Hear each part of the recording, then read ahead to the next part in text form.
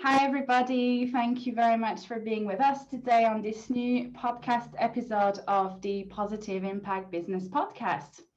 And today is a little bit special because instead of learning about a business owner of a positive impact business, we are here today with Sally to talk about diversity and inclusion because it's been brought up a few times in several episodes before as kind of a sensitive topic. I mean, I guess it's just normal that it's a sensitive topic, but as a topic that, as ethical and sustainable and positive impact businesses, we really care about, but we're not too sure how to navigate it and how to address it.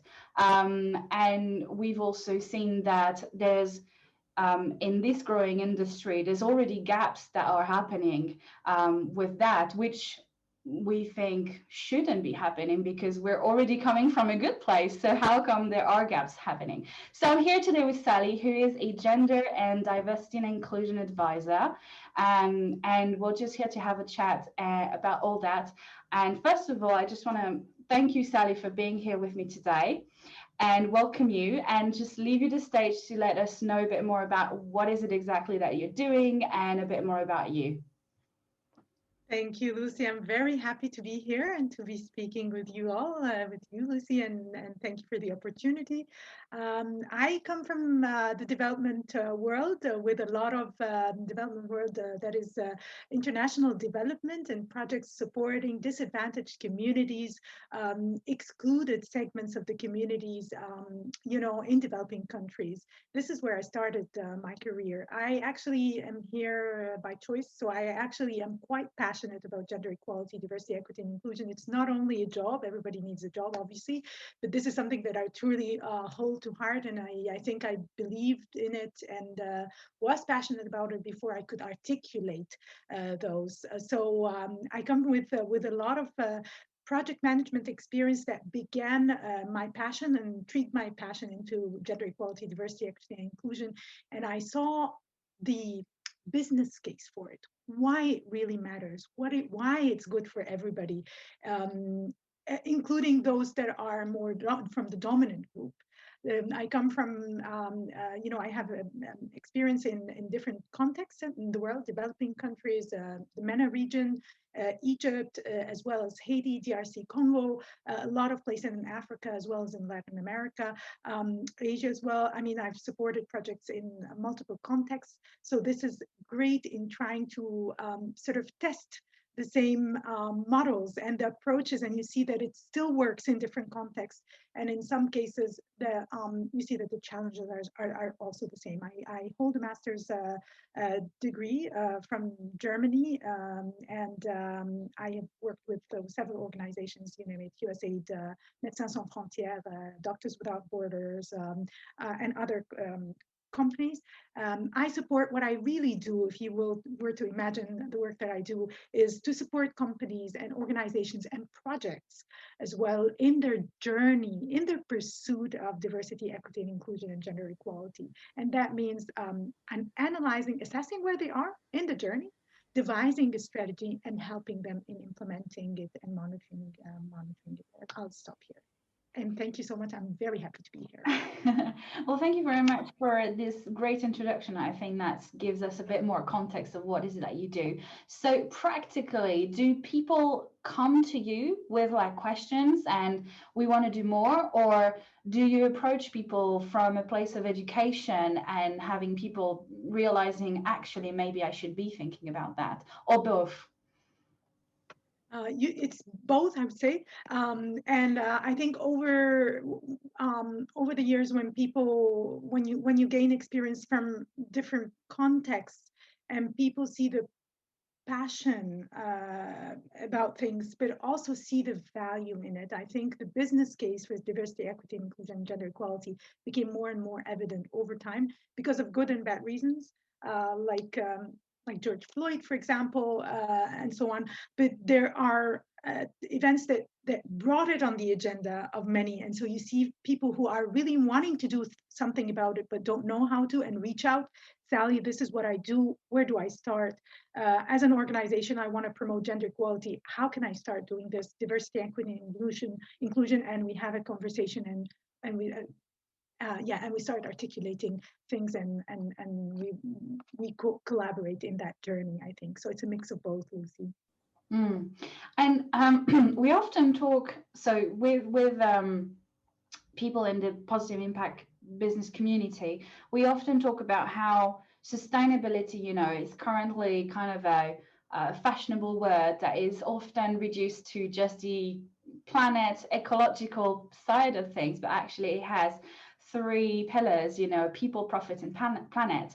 And colleague of mine, Phil, won't mind me, he won't mind I quote him, often, try and remind people that actually sustainability is not, it's not like you're not grounded for doing something wrong, but you have an opportunity to doing something good, and actually a profitable opportunity, because being sustainable means it's actually brings more good than it is restraining you. Would you say it's the same with diversity as well? And how does that change? Because I heard you saying, it actually helps you with developing your business and bring more to your business. So how do you address that? Like, what? Yeah, I just want to hear you about that. Sure, absolutely. I think there's this win-win-win situation. We usually try and that's human nature. I do it. No finger pointing there. But I think it's always about putting matters on the table and in our agenda, and then trying to sort of find this triangle, this equilibrium on those 3 points, social impact that we can have on people, on communities, on excluded communities, on the well-being, quality of life of people, but also on the environment, as well as from a profit point of view.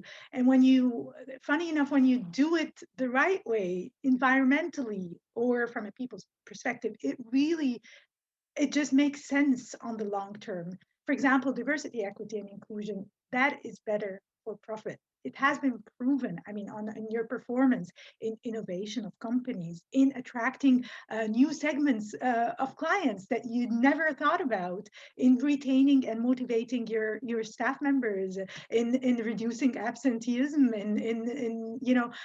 so it addresses, it really is good for your bottom line if you were to think about it from a diversity, equity, and inclusion perspective. But if you were to also think, I wanna grow my business, I wanna go into new markets, it's actually a win-win situation. But it is about how we approach it and what do we do to find this equilibrium. So we have to start by analyzing where we are, I think, and to have a very targeted strategy that tries to steer us in the 3 circles, and where those 3 circles meet, because it's not an easy thing, but it's something that you can continuously do and improve along the way. Lucie.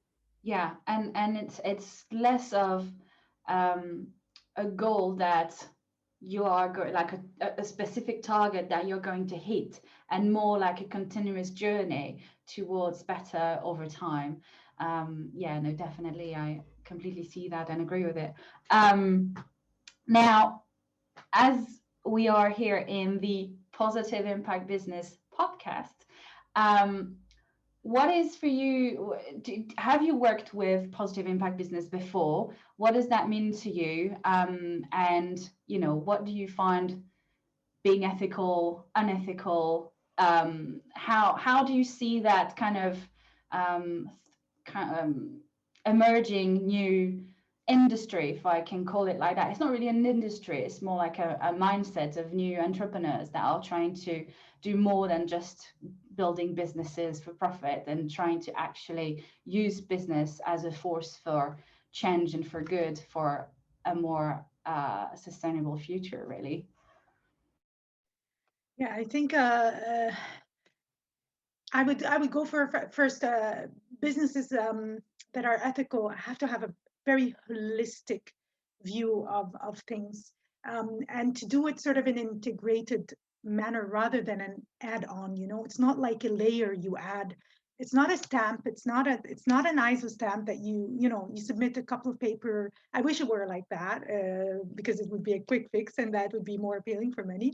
But it requires the hard work of really um, analyzing where our business what the impact of our business can be on those three pillars, you know, from a financial and economic point of view, but also from a people's perspective, environmental perspective, and how we can reach this sustainability, you know, in the intersection. It is about ethical leadership. Lucie, it starts from leadership. This is where we set, they have the strongest power to dictate what the business does, the decisions, how we steer our businesses, how we steer our impact, how we steer our, you know, the business processes and so on, and the impact on clients, on staff, on vendors. It's about our core values, you know, the core values of the company. And this is not, I don't mean the core value that you put on your website and never check it except after, you know, in 15 years. I mean, these core values that actually do steer your business operations and your decisions. It's about integrity and fairness. It's about promoting integrity and fairness and equity within the organization and also along the value chain, what you can contribute and the impact that you can have on the environment, on your staff, on the communities, on the vendors that you have, and so on. It's about respecting and respect for your staff, for your clients, for your vendors. It's about loyalty. It's good. It makes it's good values that you try to promote along the way. But the good thing about it is it starts by being concerned, you know, being giving a concern, caring, and not in a very philosophical manner. That's not what I mean. I mean in practical terms of your impact, being mindful of what you are impacting, of the impact of your business within the organization, within the projects that you support, if you were to be an organization that's supporting projects, or the impact that you have on your vendors, and taking a proactive role in making a difference. Lucie, and of course, like you had mentioned, it's a journey. There is no magic plan for those. I'm absolutely, I don't even know how to express how I feel right now. Like everything that you just said just resonates so strongly inside, because that's really in what I do every day with clients. This is really what I try to help my clients like understand and be. It's just like being a positive impact business and going through the journey of trying to be more ethical, more sustainable, more inclusive and diverse. It's all about just fully embodying these values that you care so much about and that you stand for. And you know, and 9 times out of 10, I would even say 10 times out of 10, a business owner who is doing a positive impact business, they started that business because they wanted to change something, because they had something they cared so much about. They said, I'm going to do a business, and that's how I'm going to tackle that issue, or what I'm going to fight for, or whatever their journey is, you know. And often, you know, there's that fear of fully embracing, you know, what do we really care about. And I completely understand where it's coming from. We are in a world where it's, you know, the neo-capitalism with the very kind of like, I don't even know how to describe it, but like harsh economy, the way people work and are nasty with each other and are just trying to, which is going to be the greater profit margin and that kind of thing, and not taking care of knowing who's actually producing and manufacturing your product and whatever. And when we are trying to do something better than that, and we are facing the mainstream way of doing business, which is this, it can be really scary to really stand for what you believe in. And also it's scary because we are really striving for for truly being ethical. I had a conversation just the other day, and I was talking with a colleague of mine, and I was saying it's tough these days because as a consultant myself, I can be myself as much as I want, and claim that I'm honest and ethical, and I've got that strong integrity that I really have. But so many people have been in talking with so many consultants before who are just here to make the high ticket sell, for their high price tickets, premium 6 figures program to make those sales.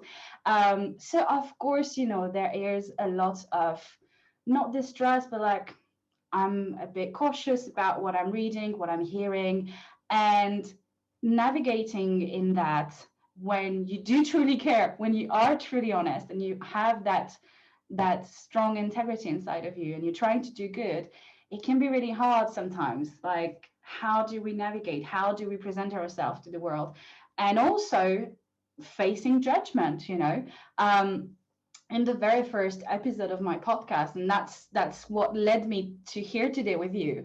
We had a conversation with a business owner who we were talking about how when you start your brand, it's very important to start and also include people of color in your service, because if you're just like a white person starting a business, we're all biased by essence as human beings. And yeah, you're going to go for the person that look and think like you first. And if you're not doing that effort to include other people as well, well, then you've got a whole category of people who actually don't even have the chance to be a part of what you're trying to build.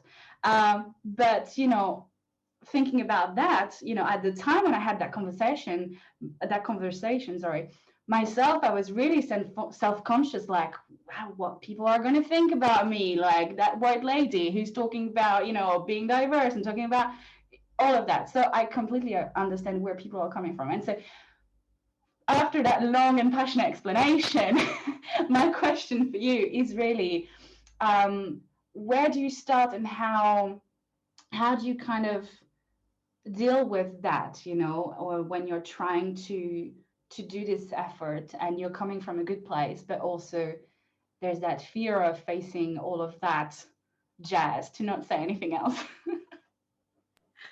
No, super. And we're all, I mean, nobody's perfect, Lucie.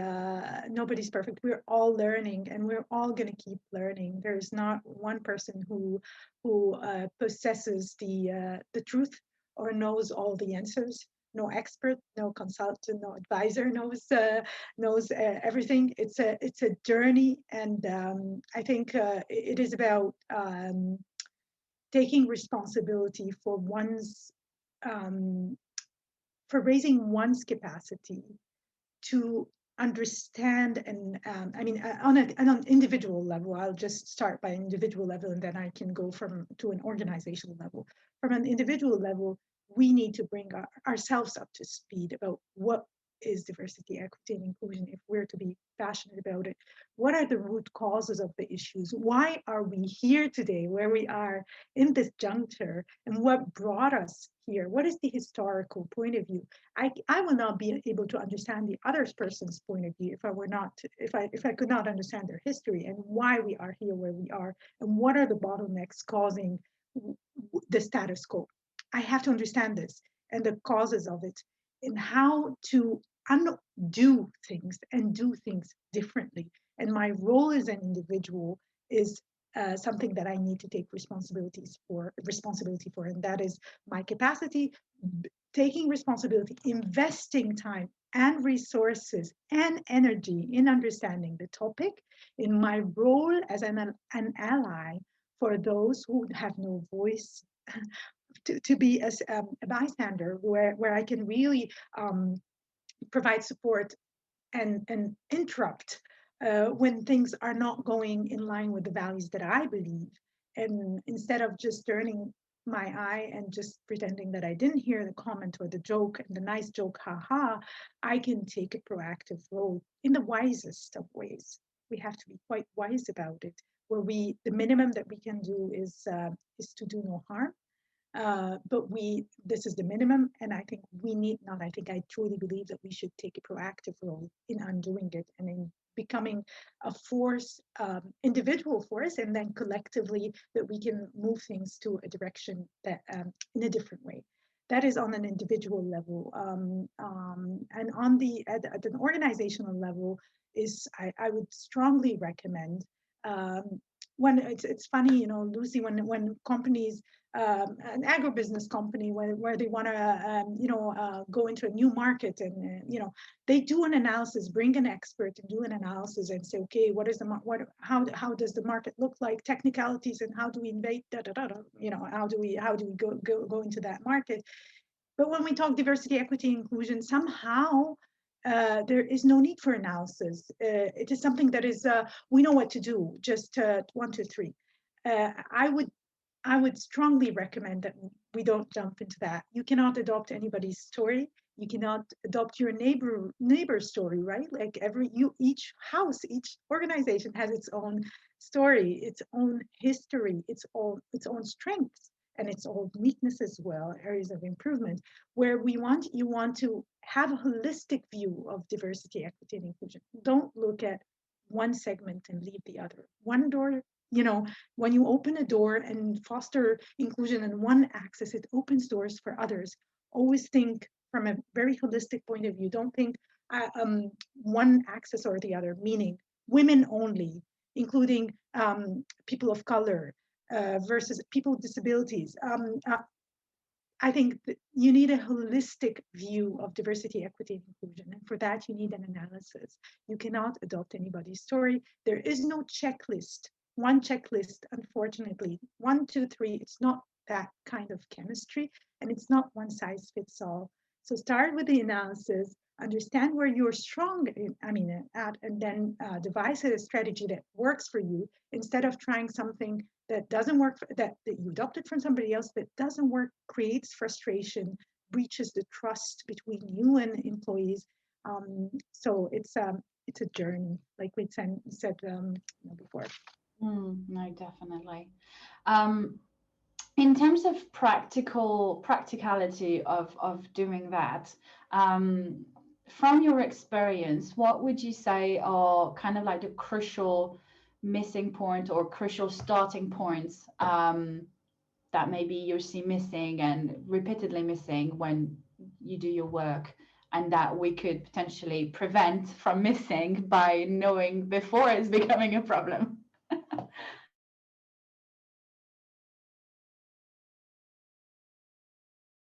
Thank you. Sorry. One is jumping the analysis phase, is thinking that we know how it can be done, although we don't have expertise in the matter. This requires expertise in the matter to be able to stand on where we are, the status quo, where the issues are, and then devising a vision. Analyzing where the issues are and having a vision towards which we are collectively going. Instead of a sort of a patchwork of let's get more women on our board, people of color on our board, or just put some, it's not a coloring game. It is not a coloring game. It is something much more fundamental than that. And there is no bluffing about it, Lucie. It is diversity, equity, inclusion is based on true diversity, equity, inclusion is based on fostering trust and an equitable system that works for different people. It is about treating people differently depending on their needs. It's like having a family where you have people with different needs in your family. If you were to give them all the same exact vitamins when they need something different, this is not the right way of doing it. It's actually more intentional and more reflective. It's about understanding the different needs and providing the different needs so they start from the same point, because we don't start from the same point. This is one. The second is a holistic view of diversity and understanding intersectionality, where there's the realities and the experiences of individuals depends on their identity, and we're all sliced into different identity. Our identity on gender, sex, and our sexual orientation, our origin, the color of our skin, and also many other things, the religion, political views, and so on and so forth. This power wheel, it determines your experience, and there is no blue and pink. There are so many other shapes of colors that we need to consider.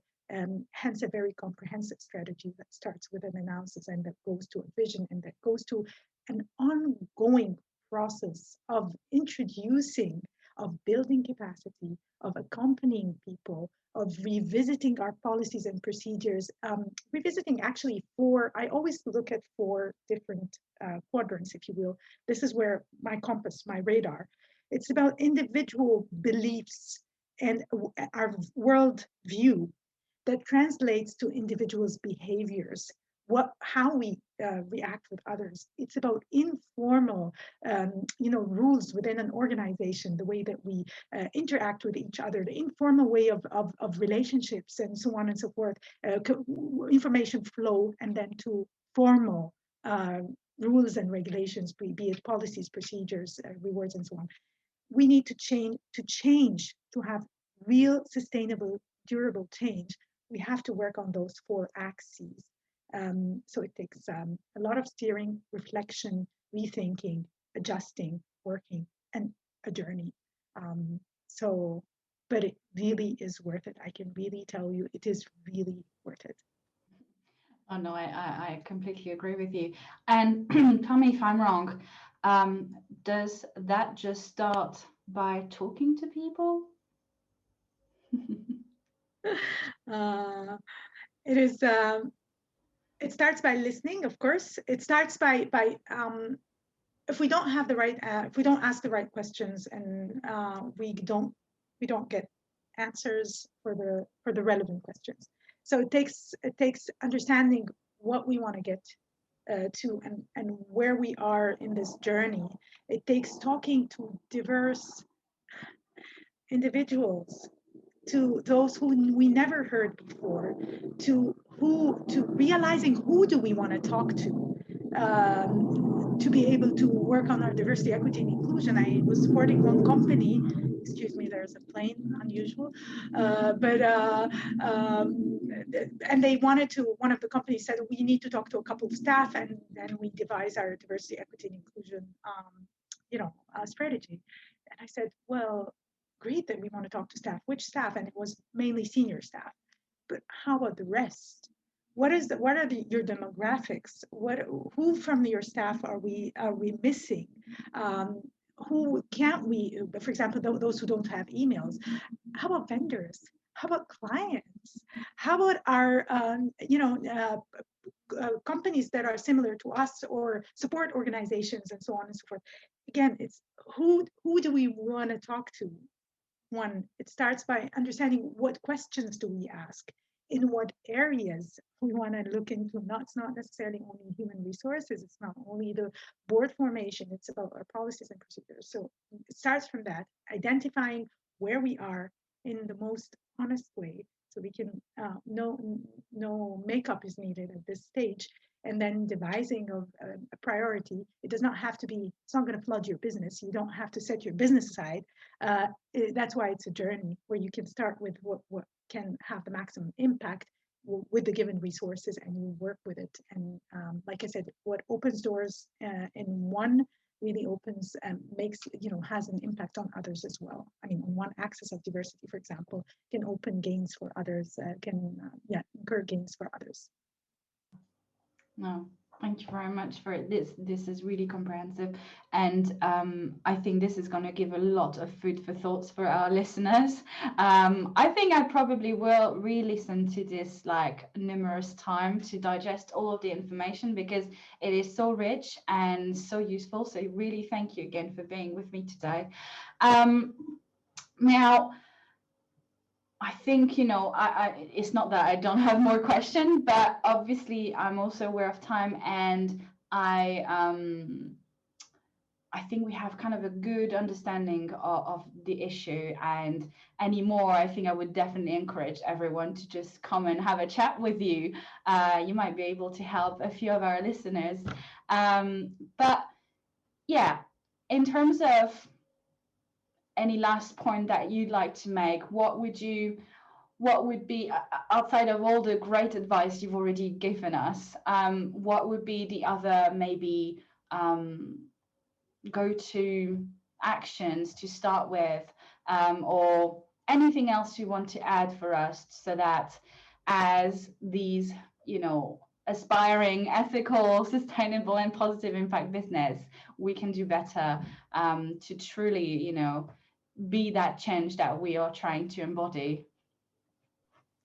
Thank you, Lucie. What a wonderful experience, and yeah, an exchange today. Thank you. I would. We are quite powerful as individuals and as collectives.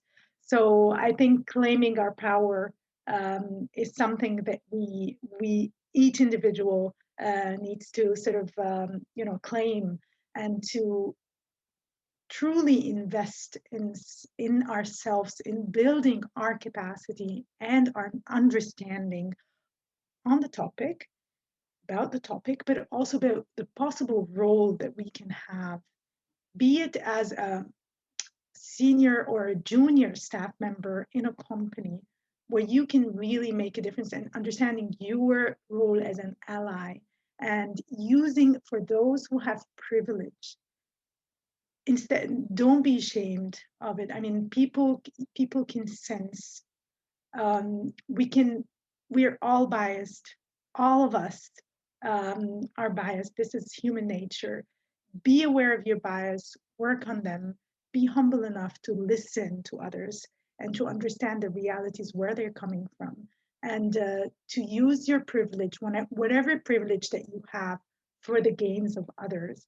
As leaders, as others as well, use your positions of power to support, first bring yourself up to speed on the topic, and use whatever privilege that you have to reflect, and to let your team support your team in reflecting and in building their capacity as well. It really incurs gains to everyone and to your business on the long term. So I truly, it's truly worth it. It's not truly worth it, and you see it on the long term. It incurs a lot of gains for you as a company, for you as a leader, for you as a team. It's really worth it. So thank you, Lucie, and for everyone for listening. Well, you're very welcome, and thank you again. And I say to conclude kind of what you just said, I think what I would say to our listener is really, as much as you've took that leap of faith to start your business, to make that change in our society, make that you can have that leap of faith as well to embody the change you want to see as well within that topic. And yeah, I think you're so right. Don't be ashamed of anything. Anyone who's trying to shame you is probably someone who has things that they haven't resolved with themselves, and it's nothing to do with you. It's totally to do with them, really. And you know who you are, you know what your values are, so don't let other people tell you different, or make you think that maybe you're not what you're saying. Like, you know yourself more than anybody else knows you. So yeah, trust yourself and just go with it. Yeah, definitely. One last thing, do you have anything else you want to share with us? Like, because I know you may be running some events or workshops or anything else. So if you'd like to let our listeners know, and obviously any links towards Sally's work, we will put down in the description to this episode as well. Thank you so much. At this point, I don't have yet very soon like a workshop or an event.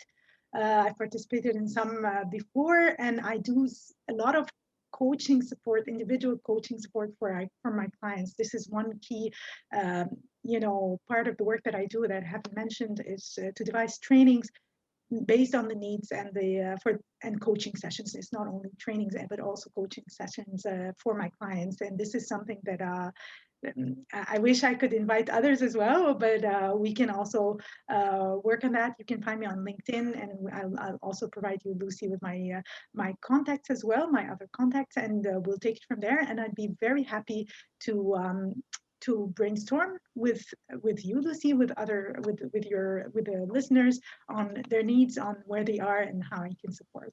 Thank you so much, Lucie. Oh, well, thanks again. And Sally, I'd like also to invite you in the future. We'll talk about this later, but I would really love to build a workshop with you for our members from our community. So for those who don't know that yet, we have a Facebook community called just as simple as that, the Positive Impact Business Community, in which we are trying to help positive impact business owners to grow their business without compromising with their values, and prove the world that you can be a viable and profitable business while doing good.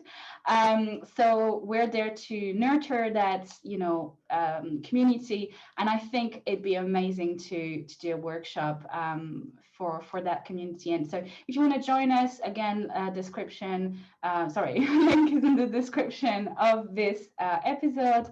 And hopefully you join before we do the workshop with Sally, and you can participate in that workshop with us.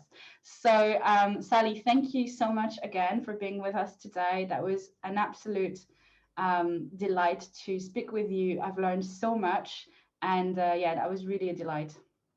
Thank you. Likewise, Lucie, it was fantastic. It's a real pleasure to exchange with you today and with the audience, and I look forward to our next exchange and working session as well, or training session. Thank you very much. See you later. Thank you so much. See you later. Take care.